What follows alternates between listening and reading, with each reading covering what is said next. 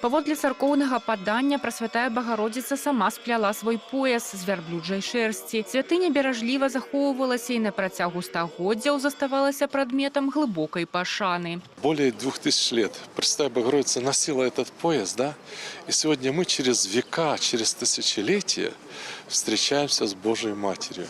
Главное, мы не превозносим сам пояс материально, но мы превозносим Божию Матерь.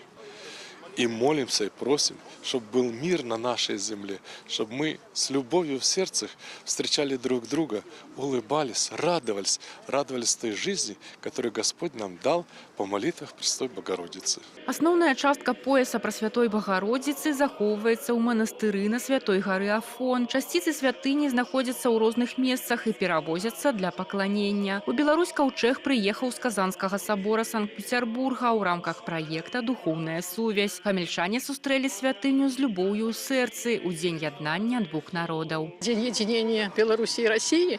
И очень как-то так вот приятно, что в этот день нам приехала Божья Матерь, чтобы спасала народы и России, и Беларуси.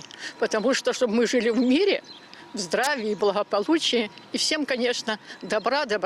У Свято-Петропавлаўскім кафедральным саборы каўчэг будзе знаходзіцца да заканчэння вячэрняга богослужения 4 красавіка. Памаліцца ля святыні можна з 8:00 до 19:00 гадзін. Помощи Божьей Матери надо просить не только родным и близким, а всем людям, молящимся и скорбящих. Это такое счастье, вот преклониться к Божьей Матери, к мощам. Я считаю, что это самый наилучший праздник сегодня у нас. Эмоции очень хорошие у нас. Святыню ждали очень долго мы.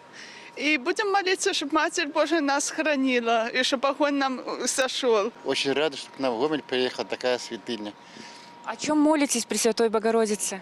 Святая Богородица, спаси, помилуй нас. У дні знаходжання часціцы пояса Прасвятой Багародзіцы ў канферэнц-зале сабора адбудуцца асветніцкія сустрэчы. У праграме гутаркі і прагляд фільма Аркадзя Мамантава «Пояс Прасвятой Багародзіцы. Пасляслоўе».